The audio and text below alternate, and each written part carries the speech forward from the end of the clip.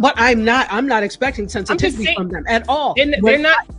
Yeah, and we don't know who's in that boardroom either saying, okay, and it is what it is. We know we may feel a little wrinkle, a little bump, but at the end of the day, people will calm down. And at the end of the day, if you need some eggs, milk, butter, and that's the closest store, right?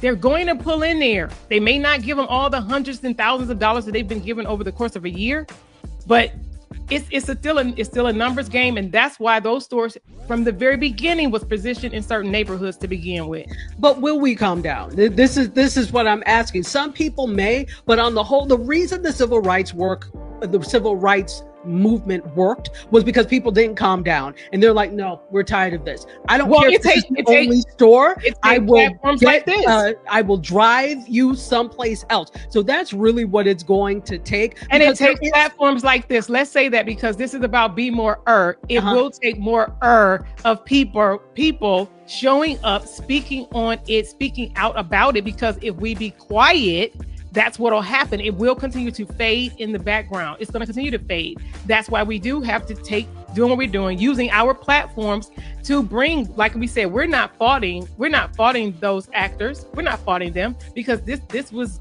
we don't know what their contracts were. They had no idea.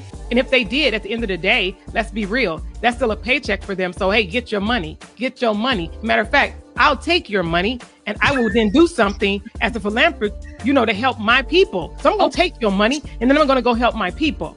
Right. And so, but see, this is the thing, that's what has to happen. And we have no clue that is what's going to happen. Now, again, we are not sitting here placing blame solely upon the actors, all the actors, the three in there, anybody who worked on that, anybody who shot that. We're not placing blame with you because, again, this was done well before these actions. But I will say this is why we always get caught up in movements. And I'm not just talking about in these movements. I'm not just talking about Black people. I'm talking about in general, because you don't pay attention to what happens over time or what has happened over time. If you look historically over time, you will see the practices that were not these unsavory practices in terms of their workers. You will see the things that have happened. So the thing is, the evidence is there that they have not been so fine and upright in the past, and they continue to not be so fine and upright. It's only